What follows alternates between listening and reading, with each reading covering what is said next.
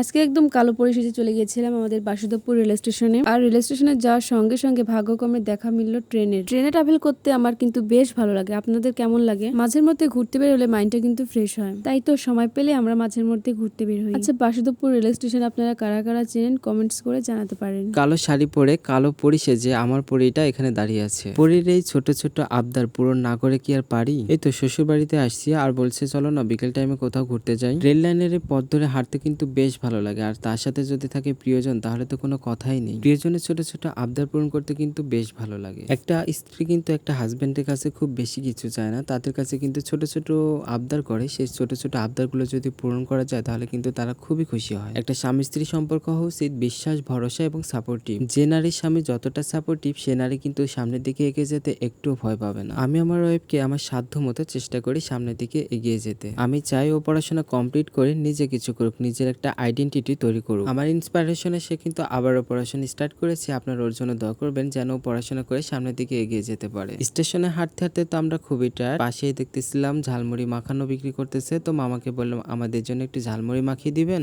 Basudebpur station কিন্তু খুব একটা বড় স্টেশন না, এটা ছোটখাটো স্টেশন, আর এখানে লোকজন খুব কম ছিল, যার কারণে কিন্তু আমরা খুব সুন্দর সময় কাটাতে পেরেছিলাম। আমাদের এই ছোট ছোট মুহূর্তগুলোকে আমরা ক্যাপচার করে রাখি যেন ভবিষ্যতে আমরা এই সময়গুলোকে আবার উপভোগ করতে পারি। যখন দুজন একদম খুনখুনে বুড়াবুড়ি হয়ে যাব তখন এই ভিডিওগুলো উপভোগ করতে পারবো। রেখে দিলাম স্মৃতির পাতা স্মরণে করে। আচ্ছা, আমাদের এই দুষ্টু মিষ্টি কাপলকে আপনাদের কেমন লাগে কমেন্টস করে অবশ্যই জানাবেন কিন্তু।